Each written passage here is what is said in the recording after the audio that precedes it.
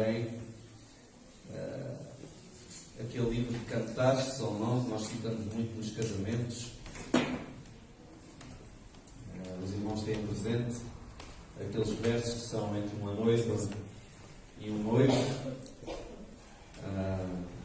Eu até procurei ontem Cantares de Salomão 2.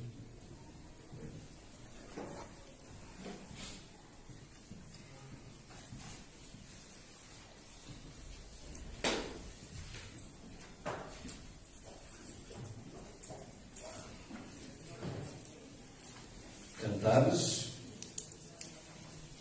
Isto não é a passagem que eu vou usar como tema, mas eu vou tentar introduzir aquilo onde eu quero chegar.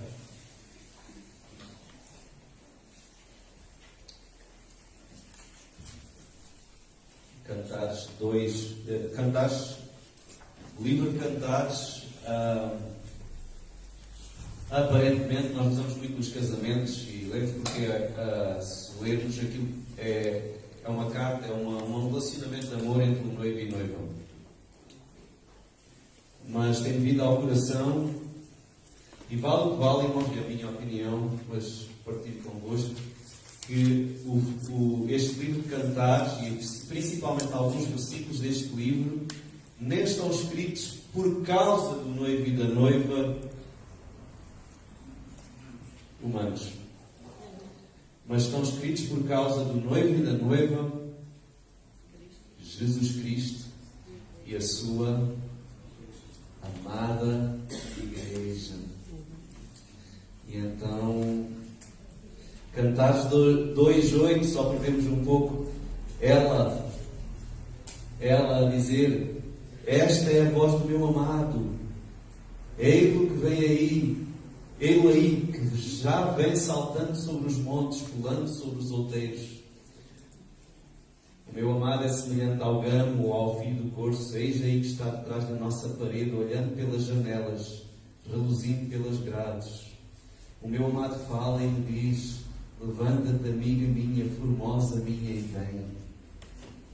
Etc, etc. E não nos esqueçamos que isto foi escrito numa época muito antiga, então os termos que são usados são os termos daquela época, bem como o ser saltando sobre os montes. Para nós não diz muita coisa, mas naquele tempo era algo muito especial. E eu até penso, saltando sobre os montes, qual é o homem que pensa saltando sobre os montes? Mas o Senhor Jesus até diz que um dia Ele vai estar lá em Jerusalém com um pé sobre um monte e um pé sobre o outro. E será quando Ele voltar, não é? Então isto faz-me pensar nisso. Em 6:3, Cantares 6:3.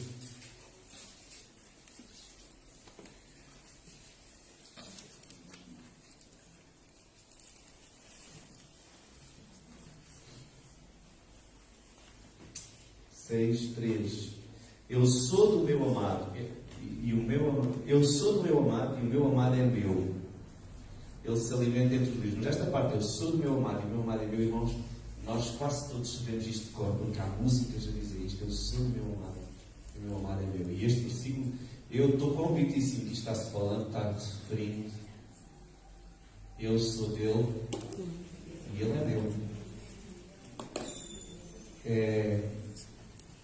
É algo que não tem explicação.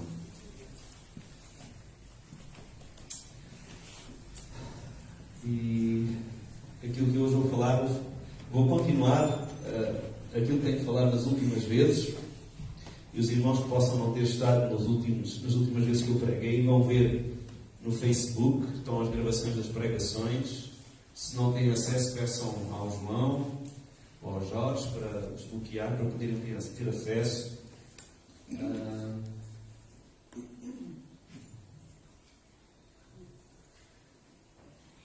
Não vou repetir o que falei, mas falei que nós antigamente falei sobre a saída do povo de Israel do Egito, quando eles foram batizados no mar, quando chegaram àquele monte,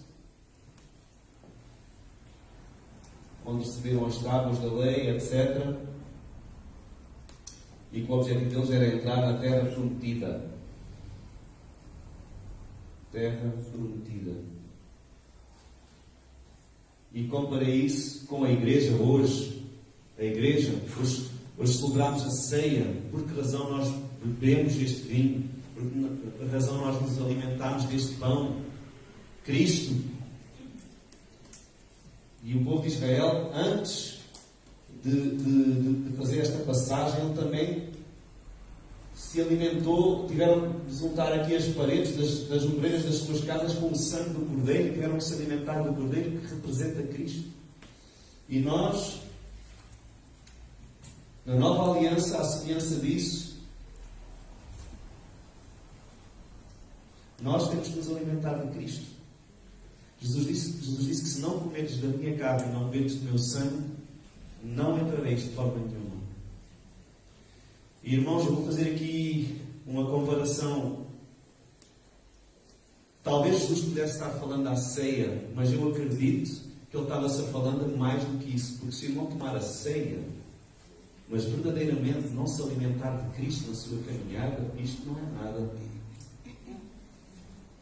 Isto como que representa, como que aponta para algo.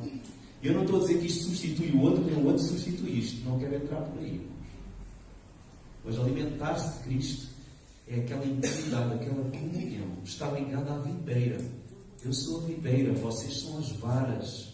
Vocês sem mim não podem fazer nada.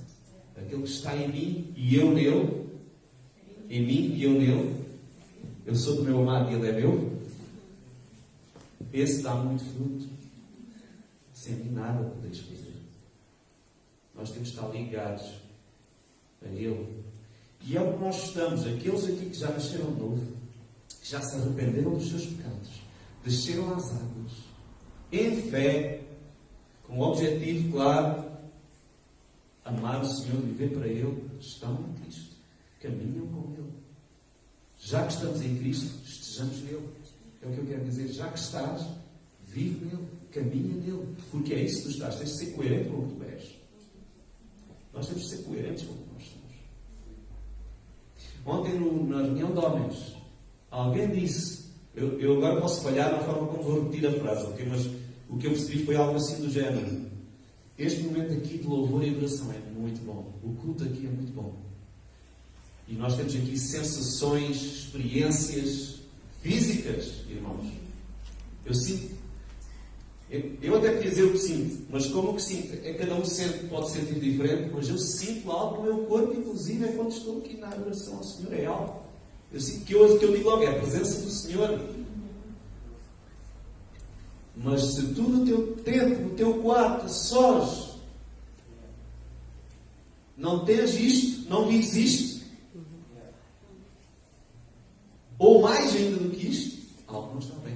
Se o único momento onde tu experimentas Deus é aqui, algo não está bem na tua vida.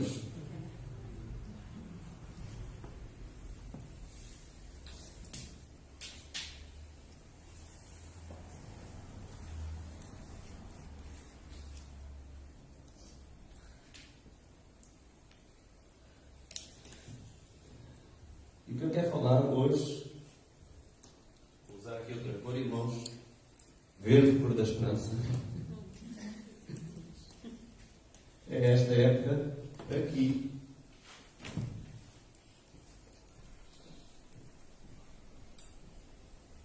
Ok?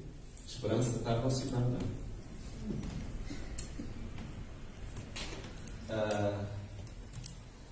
E eu vou chamar esta época, irmãos, como falámos,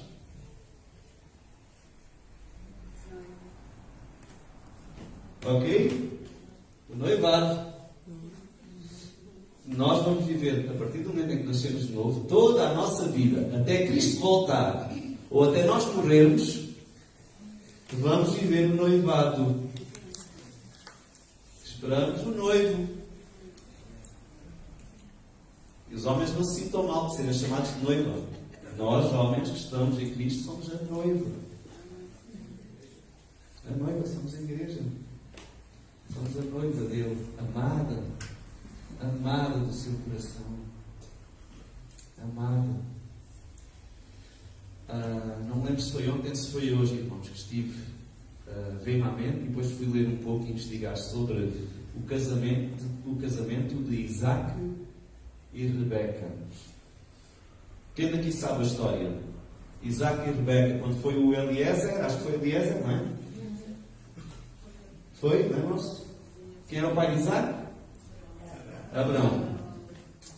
Abraão mandou o seu servo ir buscar uma noiva para o seu filho. Não vou dizer detalhes da história, mas o que eu quero salientar é quando ele chegou lá, de forma sobrenatural, Deus fez com que o Eliezer encontrasse a noiva. Foi sobrenaturalmente um milagre. E quando ele chega perante a família da noiva, ele conta o que Deus, até o milagre que aconteceu, o que é que ele vinha fazer e que vinha buscá-la para ser noiva do seu Senhor. E ele dá àquela família muitas ofertas. Ouro, coisas de ouro, coisas de prata. E fui pesquisar um pouco. Nos dias de Jesus em Israel, penso que a forma como se casavam era que o homem tinha que dar um dote, tinha que dar um pagamento ao pai ou à família da noiva quando contraía noivado. Esse dote era como que uma garantia. Por um lado, significava que aquele homem que estava a vir pedir, portanto, aquele rapaz, vou dizer assim, que estava a vir pedir a noiva em casamento, tinha condições financeiras, não era um pelintra. Quem é o pai que quer casar a sua filha com um pelintra? Quem é? Levanta a mão. Ninguém! Desculpem lá. O amor é que importa. Claro que importa o amor, mas olha, se ele for um pé descalço, desculpa lá. Eu não quero que a minha filha depois venha mendigar à minha porta ou passar fome. Ninguém quer. Tem que ser um homem orientado. Isso mostra até o seu caráter. E isso mostra uma noção que nós temos já na nossa consciência de que realmente quem é orientado e quem tem vontade de trabalhar e coisa, acaba sempre por prosperar de alguma forma. Não é? E até na Bíblia está escrito: se alguém não trabalha, também não coma. No Novo Testamento. E até diz mais: aquele que não trabalhava, trabalhe para ganhar, para que tenha com que contribuir para os outros. Porque o propósito de Deus para nós é nós darmos, não é darmos a receber. Ok, irmãos? Então, se o irmão está desempregado, saiba que o propósito de Deus para si não é que o irmão passe a vida desempregado, é que o irmão tenha trabalho e que o irmão possa ganhar para ajudar outros que não têm. Ok? Quando Paulo foi enviado, Paulo recebeu o Evangelho diretamente do Senhor Jesus Cristo por revelação, e que foi lá a Jerusalém e falou com os discípulos, com os apóstolos que lá estavam, e ele foi enviado, e eles disseram: sim, Paulo, tu foste enviado, tu já não és da parte por causa da lei do Antigo Testamento, para o Israel, tu foste enviado para os gentios. É isto que tu foste enviado, Paulo. Então, ok, eles não precisam de se circuncidar, não precisam de fazer estas coisas todas, não precisam de guardar a lei. Concordamos contigo. Mas não te esqueças de uma coisa: dos pobres e dos necessitados. E Paulo, numa certa carta, diz assim: eu procurei com diligência cumprir isto que eles me disseram. Não me esquecer dos pobres. Como é que tu podes ajudar os pobres e os necessitados se tu não tiveres? Então, mas isto era à parte, e eu espero não me ter perdido, porque eu já não sei onde é que eu ia.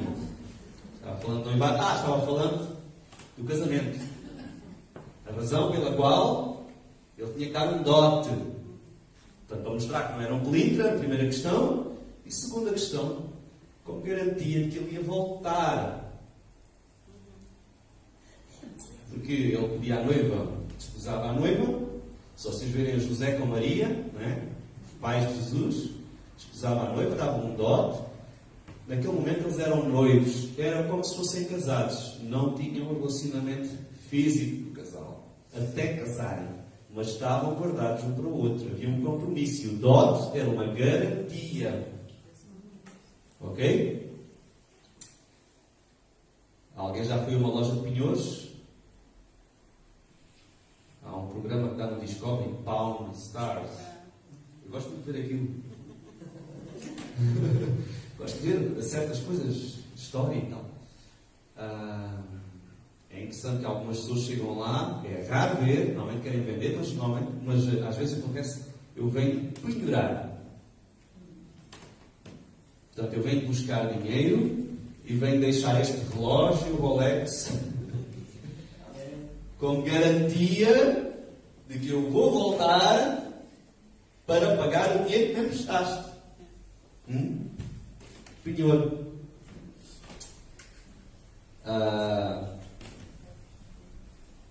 E então, nesta época de noivado, em que o noivo é Cristo e a noiva somos nós, Jesus não nos deixou passar esta fase aqui sem esperança. Ele deu-nos um penhor, que Ele diz que é o garante que Ele vai voltar.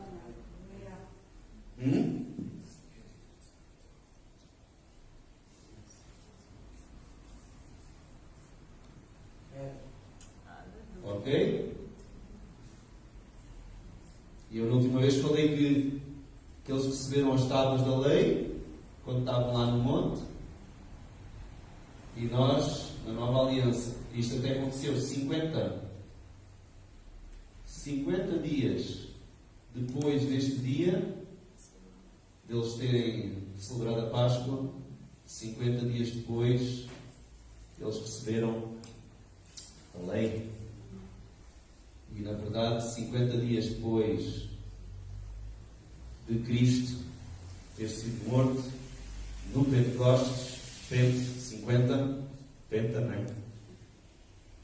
A Igreja recebeu o Espírito Santo. Eu falei isso na última vez. Que neste dia em que eles receberam as tábuas da lei, que é as tábuas da lei, que é chamada no Novo Testamento da lei da morte, porque a função da lei veio para nos mostrar que somos pecadores e que não conseguimos chegar lá.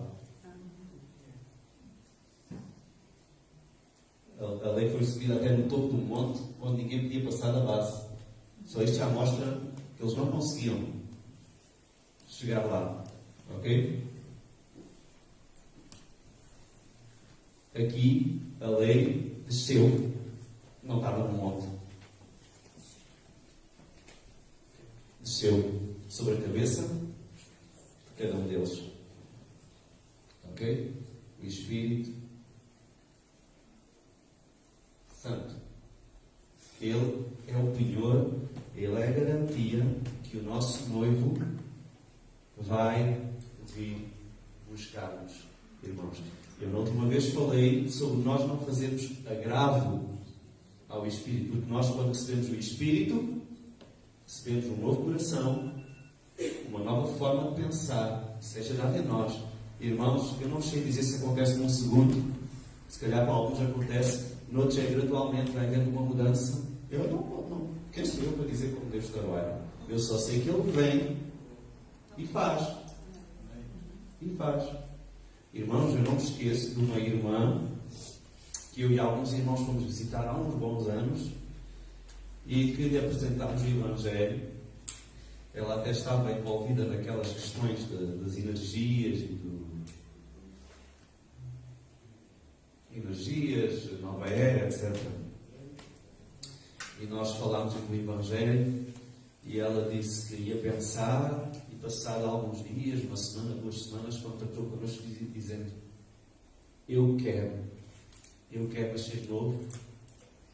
Porque na verdade ela andava também no Espiritismo, e Allan Kardec, eles falam sobre as reencarnações, e acho que pegam naquela passagem necessária de nascer de novo, para dizer que tens que reencarnar. E nós na altura em casa dela sempre mostramos: olha, aqui é da água e do Espírito, está-se referindo. Não é reencarnações. Tens de nascer da água e do Espírito. Tens de arrepender dos teus pecados, tens de nascer de novo, tens de ser batizado. E ela decidiu isso. E na altura, depois viemos ter com ela foi batizada. E lembro-me que, passados uns dias, num telefonema com ela disse assim: Joel, aconteceu uma coisa. É que eu costumava fazer uma certa coisa como hábito na minha vida. Eu já não lembro o que era, irmãos. Eu costumava fazer. E eu fui fazer outra vez. E eu senti-me mal. Senti-me mal. Senti-me que não devia de fazer aquilo. E automaticamente, irmãos, plim na minha cabeça. Uau, é aquela cena, é o coração novo. É que o que me fascinou foi que ninguém me tinha dito nada. Nem ela tinha lido na Bíblia ainda, nem ninguém tinha dito que aquilo era errado. Isto para mim, não me esqueci mais disto, não está aqui gravado, porque fiquei, uau, é mesmo que está escrito, o Espírito Santo mostra.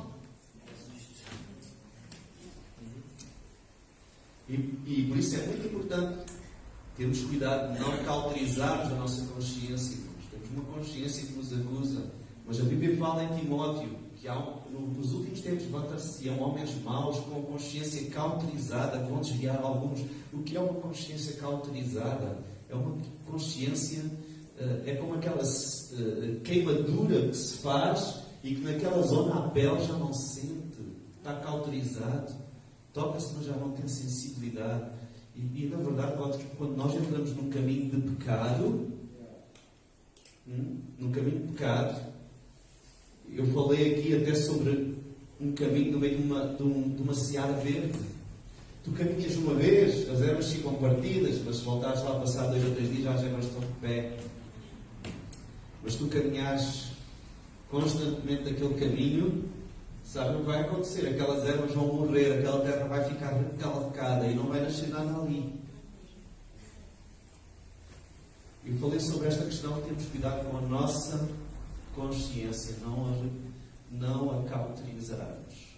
Porque, na verdade, se o Espírito Santo nos fala e nós recusamos ouvir e continuamos a fazer algumas coisas, recusamos o Espírito e negamos o que Ele nos diz, mais cedo ou mais tarde chega um momento que não faz nada, não faz cócegas, não faz incómodo, fazes aquele pecado e já não te incomoda.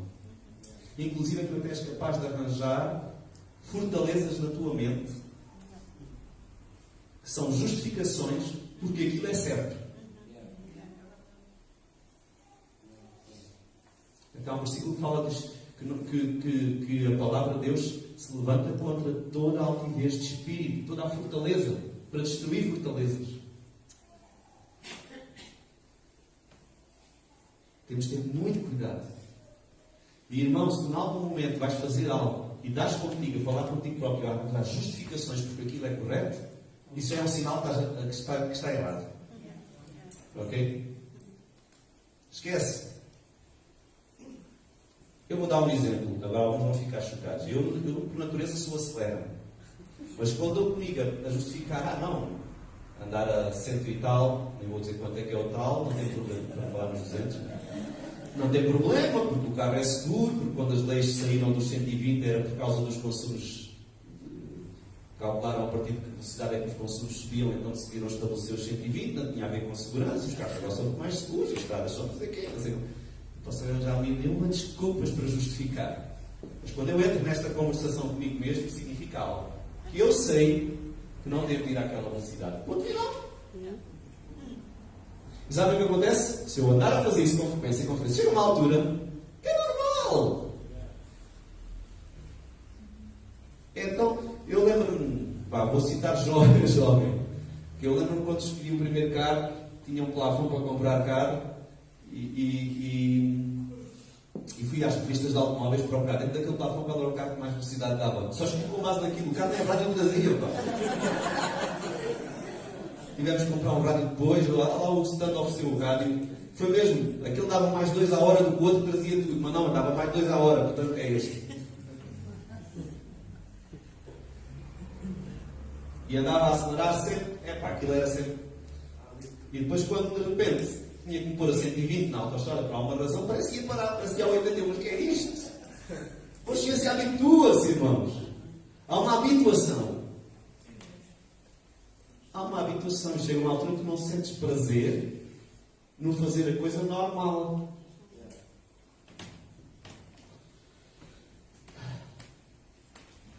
Então, o noivo. Nós estamos numa época de noivado, irmãos. Noivado. E noivado não é para agradarmos, desculpem dizer, nem o João Pedro, nem o Jorge Roberto, nem o Joel. Não é para agradar nenhum destes.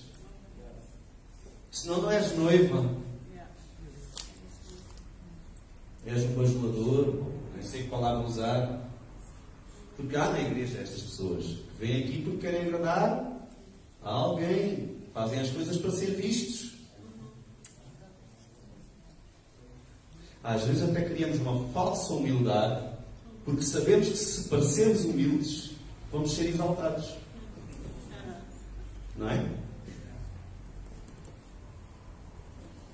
Cada um sabe por si. Porque eu estou a falar, mas eu não conheço a vossa vida. Se calhar conheço algumas coisas, mas eu não conheço tudo. Mas o Espírito Santo toca no coração. Portanto, se o Espírito Santo te incomodar com algumas coisas que eu estou a dizer, é Ele a falar. Então, vivemos nesse noivado. E nós vivemos para o noivo, que é Jesus. Nós esperamos que Jesus volte. Tudo aquilo que nós fazemos tem que ser pensando nele. Tudo. Quer comamos, quer bebamos, façamos tudo para a glória do Senhor. Este é o propósito da nossa estadia nesta época. Este é o propósito que nós vivemos. Temos que viver para Ele, para o nosso amado. Será que tu estás apaixonado por Jesus? Porque a paixão vai e vem. Estou falando em termos de casamento, vai e vem. Há momentos em que nós não sentimos de falar com o homem. Paixão alguma. Eu estou a falar porque vou comparar antes de casar, aquela paixão, tanta paixão. No casamento há momentos em que sentes isso, há momentos em que não sentes. Mas o facto de não sentires, tu geras isso. Falando, tu pensas. Mas uma coisa em relação a Jesus, nós caminhamos com Ele. É impossível alguém não amar Jesus só de meditar em quem Ele é. Há algum tempo atrás, eu vi um senhor que acredita em Deus, que tem descoberto na sua caminhada de vida mais e mais como Deus e como Jesus é alguém tão especial.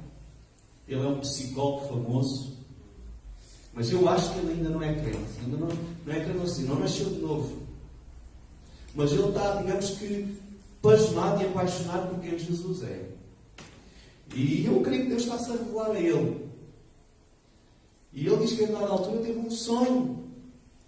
E o sonho que ele teve, ele diz que o deixou perplexo, porque ele diz que estava num cemitério. Estava num cemitério e nas lajes estavam lá enterrados todas as grandes pessoas da história. Grandes guerreiros, grandes pessoas, não sei se também estava com a Teresa de Calcutá, todas as grandes pessoas em todas as áreas. E essas pessoas começaram-se a levantar. E grandes guerreiros estão, uau, isto é forte, o ponto forte deste é este, tem aquele ponto fraco, mas foi grande nesta coisa. Depois levantou-se outros que era forte, todos os grandes levantaram-se no cemitério. E de repente aparece um lá ao fundo que era Jesus Cristo. Ele se reconheceu como Jesus Cristo. E quando Jesus Cristo aparece, ele diz que todos aqueles grandes heróis, grandes homens, curvaram-se para ele. E ele diz que acordou do sono e pensou: o que é que isto significa? E ele pensou assim, ele diz, a conclusão que ele tirou é: se tudo o melhor de cada um destes pudesse ser reunido numa única pessoa, juntássemos tudo o melhor de cada um destes guerreiros, destes homens, destas mulheres, tudo junto, e conseguíssemos colocar numa pessoa, era Jesus. Por isso todos eles se curvaram para Deus.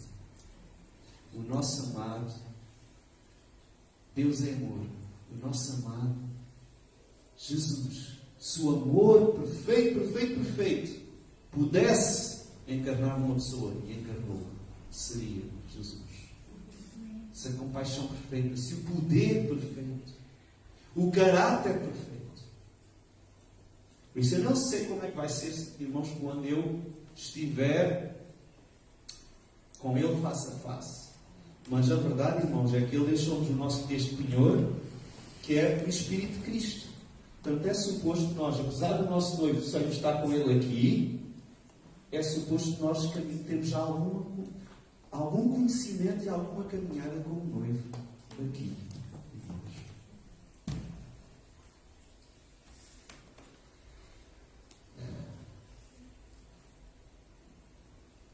Cantámos, houve duas músicas, houve uma que disse, cantámos assim: não sou apenas servo, teu amigo me tornei.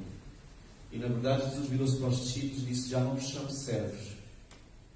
O servo não sabe o que faz do seu Senhor, mas chamamos amigos, vocês sabem. Mas sabem uma coisa, irmãos? Nós ainda estamos num estatuto além de amigo. Filhos. Filho. O filho ainda vai além do amigo. Além.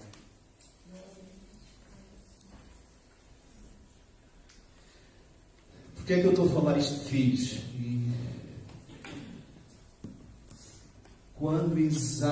Quando aquele servo deu àquela Rebeca, e certamente deu à família dádivas de ouro e coisas, essas dádivas, esses presentes, tinham uma grande importância. No caso da Rebeca não ter vindo logo com ele, ter ficado lá, e ele vir buscar-la passado algum tempo, esse dinheiro ajudava também a sustentar. E na verdade, nesta caminhada aqui, o Senhor nos tem sustentado e nos tem dado coisas. A principal é o Espírito Santo. Uma bênção que nós temos que Ele nos deu é de sermos chamados filhos. Porquê? Porque somos herdeiros daquilo que vai vir. Nós somos herdeiros. Somos filhos. Claro, também somos servos servidos, mas somos filhos que servem. Não somos servos que servem, somos filhos. Amém? Somos filhos. Nós somos santos.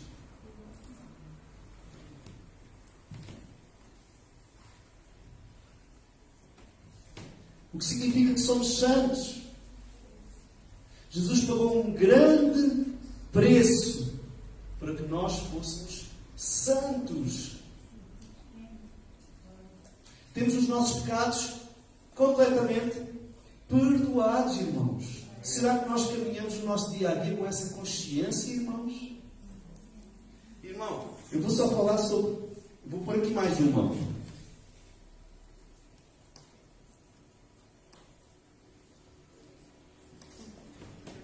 Abençoados. Abençoados. Em Gálatas diz que nós recebemos ou somos alvo das promessas feitas a Abraão. Porque diz que a promessa feita a Abraão, que diz: em ti serão benditas todas as nações da terra e tu serás uma bênção, diz que está se referindo a Jesus Cristo. Ok? E nós estamos colocados em Cristo. Logo, somos alvo das bênçãos de Abraão. São para nós as bênçãos. Em nós, porque em Cristo serão benditas, em nós também serão benditas as nações da terra. Porque nós estamos nele. Irmãos, isto não é que nós sejamos melhores que ninguém. É por causa dele. Irmão, quando eu saio de casa, no meu dia a dia, eu saio assim. Ou saio assim. E é assim não porque eu sou melhor que ninguém. Sai assim. Ou sai assim. Hã? Por causa de quem eu sou. És um convencido, não és? Sou, sim, senhor. Amém? E eu quero, qual é o meu objetivo hoje aqui? É que cada um de nós seja um convencido. Falámos aqui, o Jorge falou, fé, ceia, fé. Fé, sabem o quê? Nada mais, nada menos do que estás convencido. Porque se tens dúvidas, não tens fé. Então nós somos abençoados. Abençoados. Um irmão, homem de Deus, que eu por acaso estou a ler um livro dele agora, ele disse uma seguinte frase assim: nós estamos no fogo da vida e os campeões são aqueles que aprenderam a pensar e estar em contentamento todos os dias da nossa vida, sem importar a nossa situação. Nós estamos no fogo da vida. O fogo é a força da vida. E os campeões são aqueles que aprenderam a pensar e estar em contentamento, alegres, todos os dias da sua vida, sem importar a situação em que se encontram. Sem importar a situação. Conseguir estar contente. Irmão, nesta caminhada do noivado, se o irmão não está contente, como estado de espírito, quer dizer que o irmão duvida destas três coisas. E até da principal, do Espírito Santo está comigo. Irmãos, ter o Espírito Santo é a melhor coisa do que o Euromilhões. É melhor. Sabem porquê que o Euromilhões ajuda em algumas coisas. Mas o irmão pode ganhar o Euromilhões, apanhar um problema de saúde que a medicina não resolve e caput. Paga os melhores médicos, mas não dá para tudo. O irmão pode ganhar o Euromilhões, mas quando chegar aqui a esta fase de ninguém cá fica, como se diz, para que serviu? Não é? Mas a verdade diz que se o Espírito Santo, que ressuscitou Cristo dentre os mortos, habita em vós, Ele vivificará o vosso corpo mortal. Está escrito em Romanos. Portanto, por isso ele dá o penhor, é a garantia.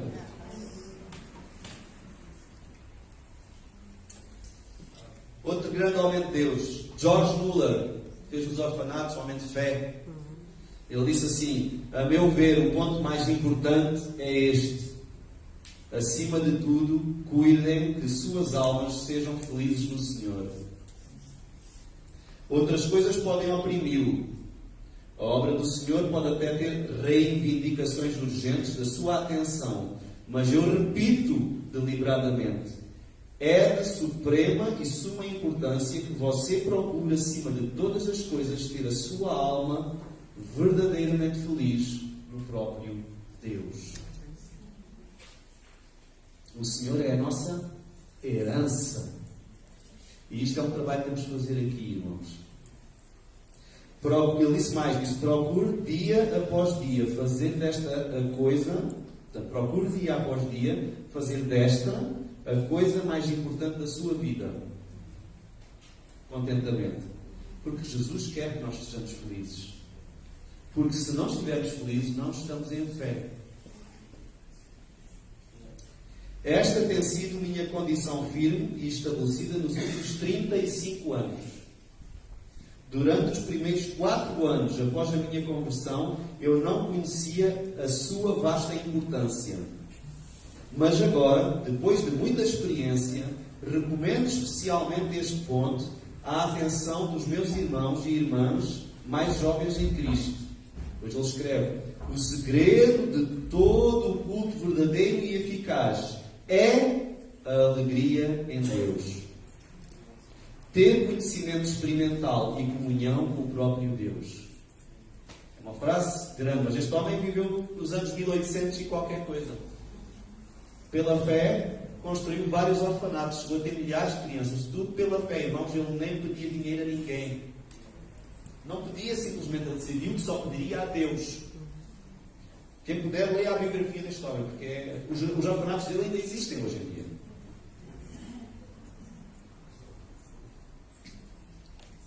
Alegria, irmãos. Nós somos a noiva. temos que caminhar apaixonados pelo nosso Senhor. Amém? Ele deu-nos o seu Espírito Santo, a garantia de que Ele vai voltar. E sabem, irmãos, Rebeca e Isaac, eu não sabia disto, mas parece que este casamento de Rebeca e Isaac é o único casamento monogâmico de Gênesis. Os casamentos, todos os homens tinham várias mulheres e concubinas. Em Gênesis parece que o único casamento só de um homem com uma mulher foi este de Isaac e Rebeca, que eu acho que representa, mais uma vez, muitas coisas que aconteceram lá, representam, são lições para nós hoje, representam a Igreja e Jesus. E é interessante que Rebeca não ficou na casa do pai à espera. Ela foi logo. Isto me fez pensar assim, uau, é que isto é mesmo a igreja. Porque nós ainda não estamos casados, mas já temos comunhão com o noivo. Porquê? Pelo Espírito Santo. Temos logo, mesmo sem ser casados. Um dia vamos estar casados, vão ser as bodas do Cordeiro, vai ser um casamento finalmente. Mas nós não perdemos a companhia dele. Isto é... Irmãos, temos que caminhar nisto. Irmãos, Deus quer estar connosco nesta caminhada. Ele não disse agora tu te arrependeste e agora esperas e até que eu volte. Não, ele disse eu estou contigo. Eis que estou convosco. O ambiente, sabe o ambiente? Não é bom. Eu não sei quanto o ambiente. Um ambiente quebrante, o ambiente é para criar, eu penso assim, quando nós estamos num ambiente que gera quebrantamento em nós, é muito mais fácil sentirmos a presença de Deus e Ele tocar-nos. Vai você não. Por isso eu acho que o louvor é fenomenal nesse sentido. Mas sabem que o quebrantamento, este ambiente, também manipula emoções. E às vezes estamos no topo das emoções e depois sempre damos daquela porta para fora, as emoções ficam cá ou vão se desvanecendo, porque aquela adrenalina ou sei lá ou citocina ou sei lá que o nosso Deus criou, nos fez sentir, depois passa. Eu estou a falar de sermos genuínos, de sermos autênticos com o Senhor, de sermos não vivemos uma vida, percebem, irmãos? Isto não é, a igreja não é tipo vir aqui, ter uma experiência, como aquele pessoal que vai a um concerto dos YouTube, que eu ainda gostava de ir um dia, e aquilo, uau, aquelas músicas, aquela coisa. Uau! Não! É suposto o uau ser todos os dias, todo momento. O Espírito Santo não só vem para ser um penhor, para estar connosco, para nos fazer companhia, mas Ele vem para nos guiar. Guiar. Eu vou lançar um desafio. De que formas Deus guia a sua igreja? Quem quer dizer alguma coisa? Uma forma que Deus usa para nos guiar.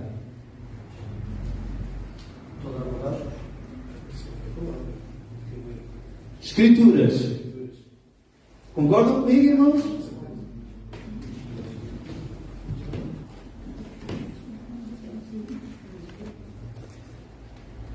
Está tão pequeno que não vou conseguir ler daí. Escrituras, irmãos. A Bíblia diz que no Novo Testamento que a igreja está fundamentada sobre os 12 apóstolos, 12 colunas. Onde é que está o apóstolo Paulo neste momento? E o apóstolo Pedro? Alguns enterrados no sítio, não é? Mas nós temos alguma coisa que chegou cá a nós, do apóstolo Paulo e do Pedro e dos outros. Não temos?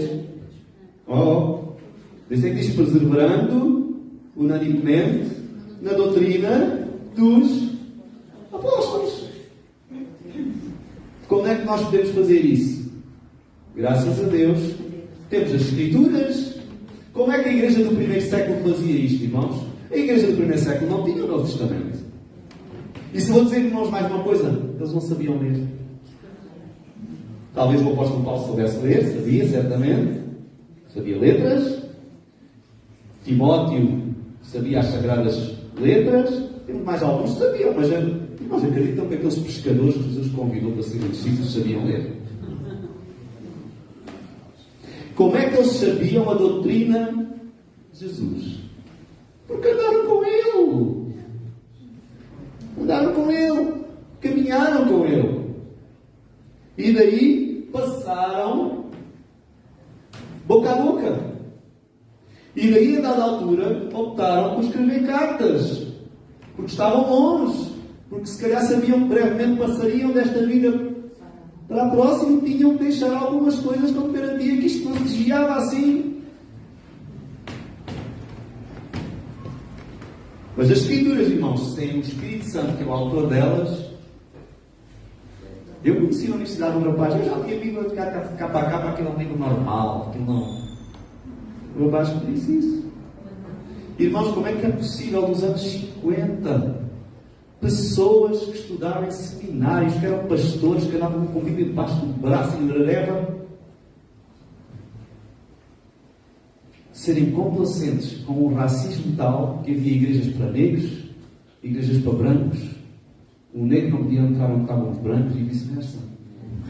Hã?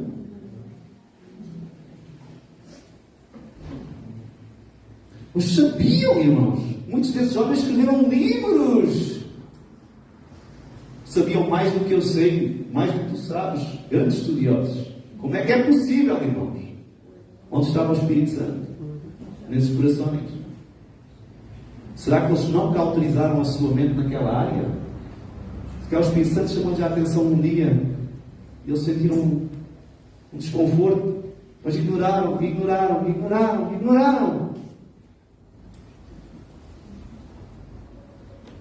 Então Deus usa as Escrituras. Mas, irmãos, as Escrituras são o Espírito. Não. A palavra de Deus é a palavra do Espírito. No Antigo Testamento diz até que as Escrituras são inspiradas pelo Espírito Santo. Toda a Escritura divinamente inspirada é proveitosa para ensinar, para corrigir, para instruir em justiça.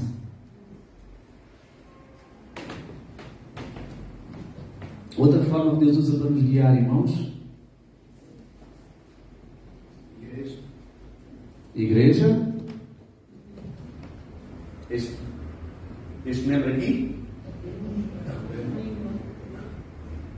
Eu penso que está a dizer quando diz igreja, não sei se tens que confirmar. Qualquer irmão, irmãos, se nós temos o Espírito Santo dentro de nós, o Espírito Santo é o Espírito de Cristo, o Espírito Santo fala, nós somos o seu corpo, a nossa língua deve preferir coisas vindas dele, não é? Deve, é suposto. É suposto. De que o coração está cheio. Se o coração está cheio do Espírito, o que é que deve sair pela boca? Espírito. As minhas palavras são Espírito e vida. Porquê é que eram Espírito e vida as palavras? Porque ele estava cheio do Espírito. Amém? Então Deus usa as Escrituras, Deus usa irmãos. Mas o irmão só diz, eu aqui só digo coisas vindas do Espírito? Atenção, irmãos, posso não estar a dizer. Como é que os irmãos confirmam? Pelas outras testemunhas. Espírito Santo, Escrituras. Jesus disse que as Escrituras são uma testemunha. Ele disse aos fariseus, vocês têm as Escrituras, leem, não é? E são elas que testificam de mim. Portanto, são elas que testemunham de mim. E mais uma vez, olha, irmãos, com estes que eu falei do racismo, os fariseus, se havia alguém que conhecesse as Escrituras tão bem, eram os fariseus e os saduceus e os qualquer coisa mais todos eles. Mas eles só pensavam no eu é que interessa. Tanto que eles decidiram matar Jesus. Não foi Nicodemos que veio a Jesus e disse, nós sabemos que Deus está contigo, porque ninguém pode fazer as coisas que tu fazes se Deus não for com ele. Ele está a falar em nome dos... Mesmo assim, decidiram matá-lo, irmãos, já viram? E tinham as Escrituras, sabiam aquilo tudo. Mais, além dos irmãos. E devia dizer, um irmão pode abrir a boca e não estar a falar da parte de Deus, irmãos. Eu já presenciei. Para não dizer que eu também já fiz isso. Mas já presenciei. Eu e minha esposa tivemos vários anos sem conseguir engravidar. E um dia a minha esposa chegou a casa a chorar. Chorar porque alguém na igreja lhe disse uma frase. E a frase foi coisa assim do género: então tu nunca mais ficas grávida ou não és de ter? Isso é uma coisa assim. Irmãos, às vezes dizemos coisas inflamadas pelo inferno. Mas Deus, sim, usa irmãos para nos falar. Mais!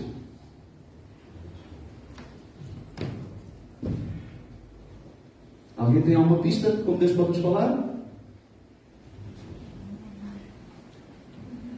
Testemunhos? Muitos. Mas pastores é que os irmãos, não é? Sim. Criação também? Sim. Eu vou dizer uma coisa. E as circunstâncias? Deus pode nos falar das suas circunstâncias?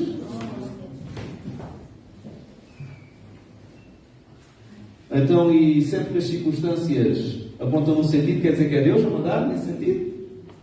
Não. Deus pode usar as circunstâncias para te mostrar, olha, este é o caminho. Mas sabe uma coisa, irmãos, as circunstâncias podem se alinhar todas ali certinhas e ser o inimigo. Quantas pessoas... Eu tenho 40 e tal anos de igreja, irmãos. Quantas pessoas estarem numa direção de pecado fortíssima e eu ia chamar a atenção, não, mas as circunstâncias estão-se todas a alinhar, isto tem que ser mesmo de Deus. Mais uma vez, irmãos, circunstâncias sem Espírito Santo.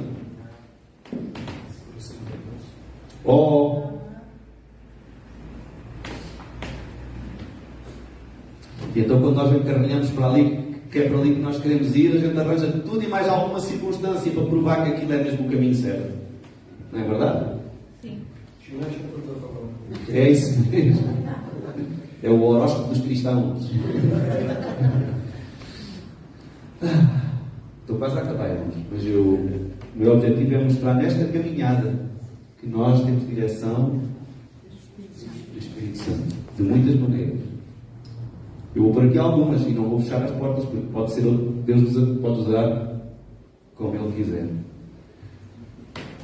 Em Joel 2, 28, salvo erro, diz que eu derramarei o meu Espírito sobre toda a carne, e os jovens terão visões e os velhos sonharão sonhos. Deus pode nos guiar através de sonhos ou visões. Se lermos o livro de Atos, nós vemos Deus guiando os apóstolos muitas vezes, através de sonhos e através de visões.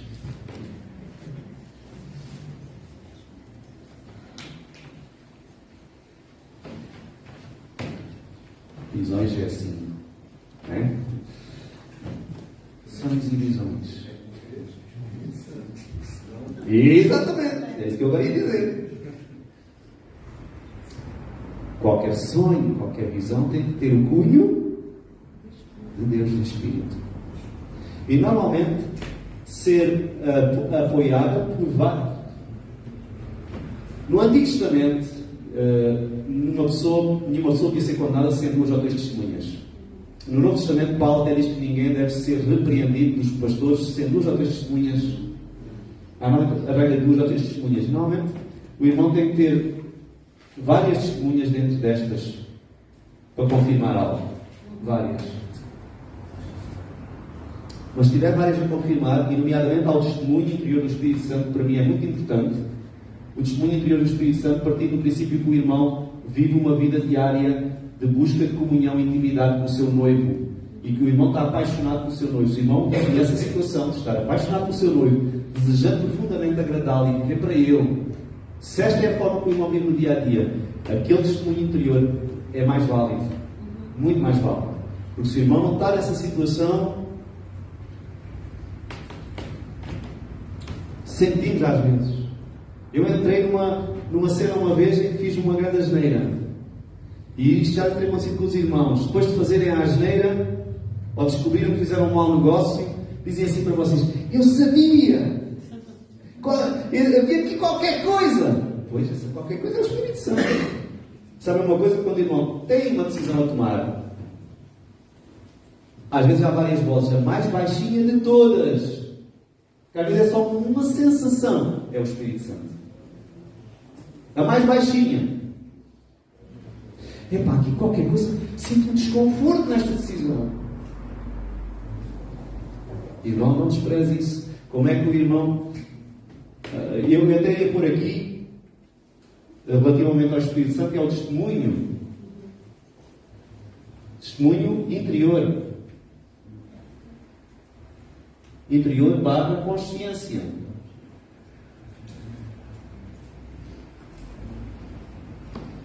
Consciência. Esse testemunho. Deus guia, pode guiar. Há uma paz vindo do Espírito. Mesmo assim, se o irmão não estiver bem, tiver a sua consciência cauterizada, o irmão pode estar a sentir paz. A andar a 180 horas na estrada. Ai, tem que pôr na paz, estou bem, eu estou a brincar um pouco, irmão. É muito importante esse testemunho interior.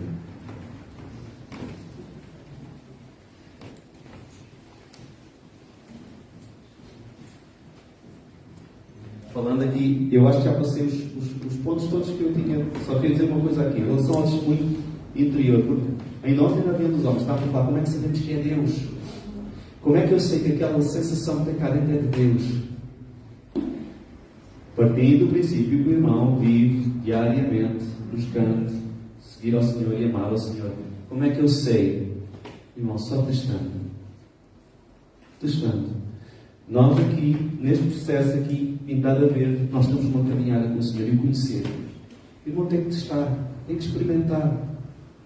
Exemplo, como falei há pouco, irmãos, tomei aquela decisão errada, depois quando descobri que estava errada, pai, eu sabia, pai, aqui. Próxima vez, irmãos, próxima vez que eu for tomar uma decisão, se começa a brotar cá dentro daquele sentimento, é suposto eu me lembrar.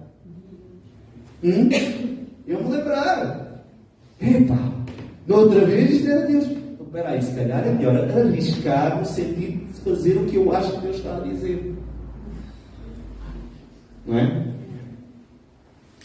E assim vamos conhecendo mais e mais o Espírito que habita dentro de nós, para ser guiados por Ele. E sabem, irmãos, à medida que vamos ouvindo o Espírito Santo e correndo riscos, e nessa caminhada vamos cometer erros, porque é a nossa caminhada, somos uns bebés que estão aprendendo a andar de pé, e até isso vamos cair, dar umas quantas latadas, como se diz. Nós vamos conhecendo mais e mais o Senhor. E algumas pessoas têm desenvolvido de tal forma isso que chegam ao ponto até de profetizarem, ter uma palavra da parte de Deus, ter uma palavra de conhecimento sobre alguém, vir estarem face a face com alguém e de repente sabem algo sobre a vida dessa pessoa. Isto é muito útil, por exemplo, para o evangelismo, irmãos. Então, é importante nós fazermos esta caminhada de procurar ser guiados e conhecer o Espírito, porque podemos desenvolver isso a esse nível. Porquê? Porque Ele está dentro de nós e Ele fala. Irmãos, Jesus sentou-se ao pé, lembra-se da mulher samaritana. Ele sabia, tiveste 5 maridos e este que agora tens dentro. Como é que Jesus sabia? Tudo bem, Ele é Deus. O Espírito Santo estava nele. Mas, irmãos, há irmãos que têm tido manifestações neste sentido. Eu tenho experimentado irmãos terem palavras para mim e dizem: mas como é que eu sou isto? Como é que eu sou? Claro que sou com o Espírito Santo. E pessoas têm palavras sobre o futuro. Então, nós vivemos nesta época do Espírito Santo, que é o penhor que Deus nos deu. Este Espírito Santo é um dom do Espírito Santo.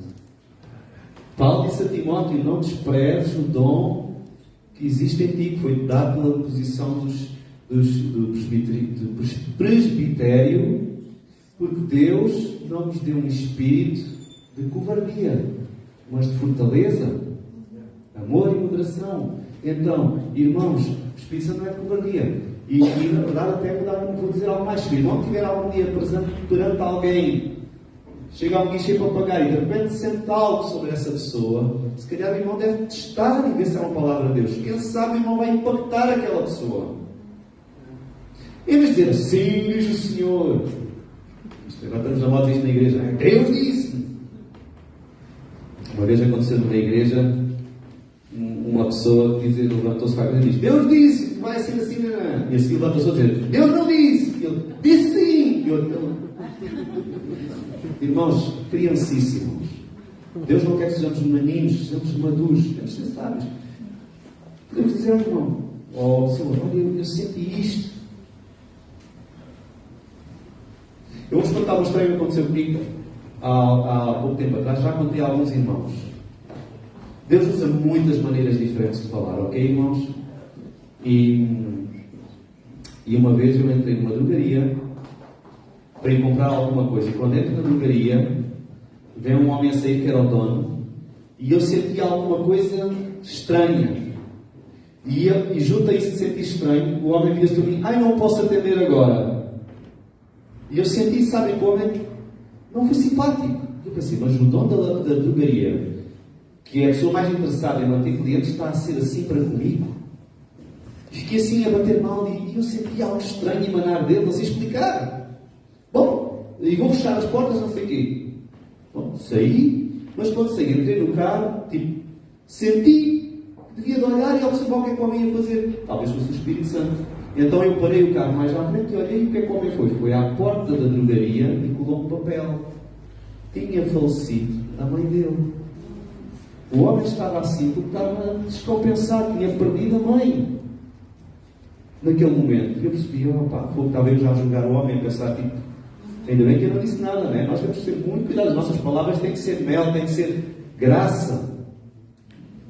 Então, passados uns meses, estava na perto da Nazaré, lá onde estão as grandes ondas, com os irmãos, e entrámos numa mercearia, porque não havia nenhuma pastelaria para comer, e aquela mercearia tinha ali uma parte de pastelaria no lado de fora, então entrei. E quando entrei, irmãos, estava o dono lá. Irmãos, assim que eu entro, sinto exatamente a mesma coisa que senti com o homem da drogaria. Exatamente o mesmo. Mas este senhor foi simpático. Mas senti exatamente o mesmo. E fiquei, isto se calhar é Deus a dizer alguma coisa. Este homem se calhar perdeu alguém muito querido recentemente. E andei ali a matar, como é que eu faço? Sabe, irmãos, temos que arriscar. Depois até partilhei com os irmãos que estavam comigo. Depois, no momento em que fui lá dentro novamente, virei para o homem e disse qualquer coisa assim: olha, sabe, eu sou cristão, estou a aprender a ouvir Deus. Deus às vezes fala comigo e diz-me coisas. E quando eu entrei aqui, eu senti que se calhar você perdeu, alguém morreu na sua família. Dizia assim: alguém morreu, você perdeu alguém muito importante, alguém morreu aí na sua família. E o homem disse: não, ninguém morreu.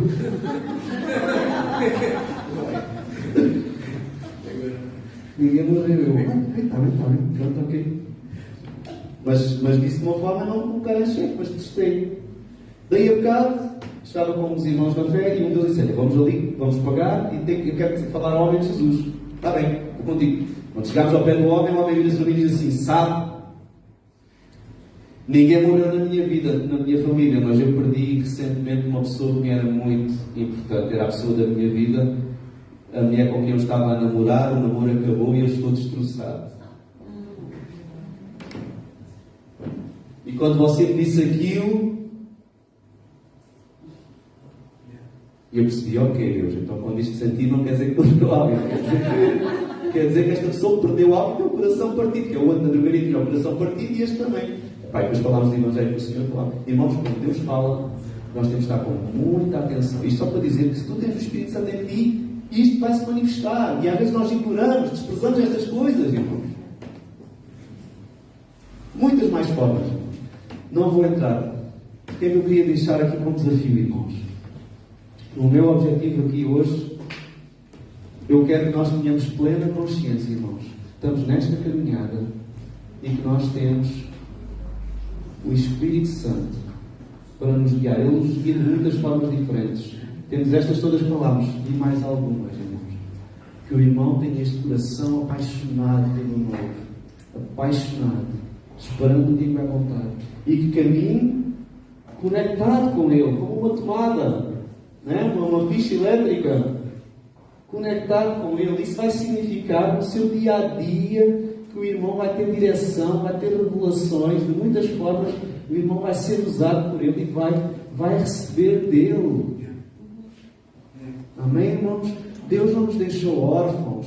Cristianismo, irmãos, não é eu acredito em Deus, como muitas pessoas dizem, eu acredito em Deus, eu acredito. Não, isto não é cristianismo. Cristianismo é tu nasceres de novo e tu seres Cristo nesta terra. Um pequeno Cristo. Cristão significa um pequeno Cristo. Tu seres Ele aqui, um com Ele, porque tu és um com Ele. Este é o desafio para nós, irmãos. É o desafio que eu lanço para a igreja, irmãos. Nós sejamos mais pessoas que acreditam em Deus e que vêm aqui à igreja. Nós não vimos à igreja. Nós somos a igreja. Nós vimos este espaço. Como vamos ao outro, como vamos ao espaço que se chama o nosso quarto. Que nós vivamos aquilo que somos. Amém, irmãos? Deus abençoe.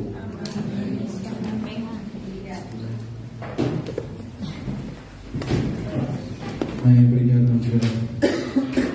Deus fica também para terminarmos em oração nesta manhã e diante da palavra de Deus, Ele sempre nos coloca um desafio. Não é? O que é que nós fazemos com aquilo que ouvimos? Nós, como igreja, o que é que nós fazemos com aquilo que somos? O que é que nós fazemos com aquilo que carregamos? Na verdade, não é aquilo, é quem carregamos. Se nós temos o penhor, que é o Espírito Santo de Deus, então não estamos sozinhos em momento algum.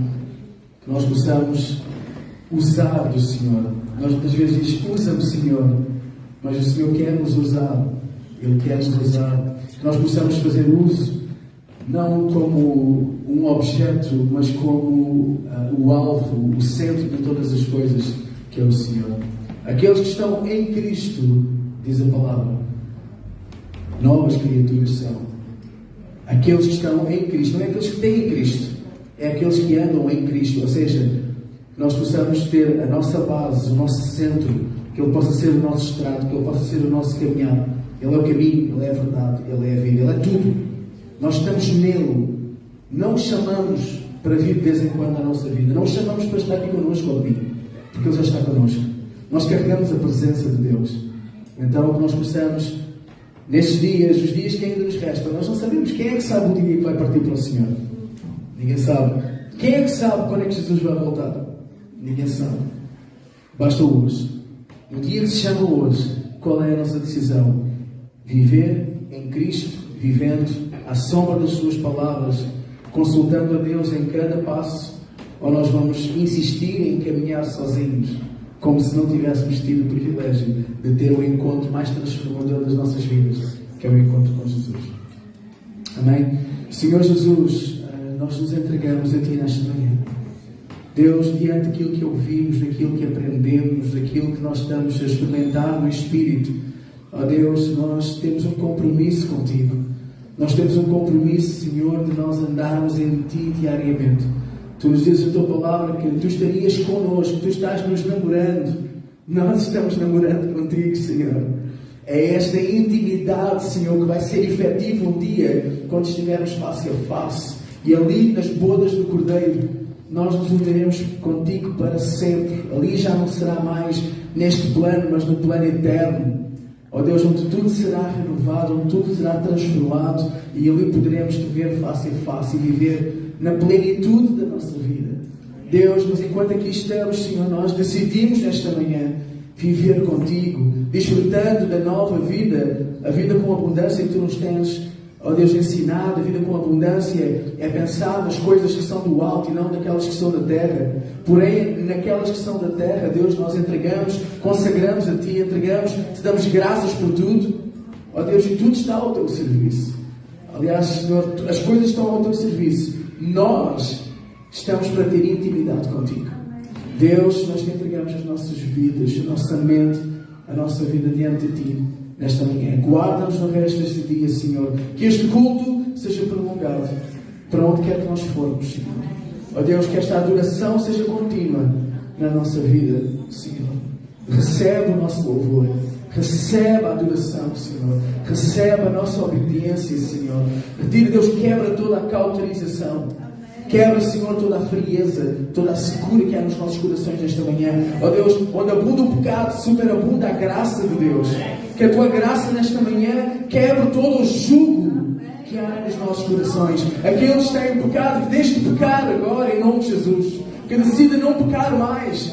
Aquele que rouba, deixe de roubar. Aquele que mente, deixe de mentir, Senhor. Ó Deus, aqueles, ó Deus, que vive longe, independente de Ti, que decida nesta manhã, Deus, se apegar novamente na videira que és Tu, Senhor. Deus, nesta manhã decidimos-te a Ti, Senhor, na nossa vida.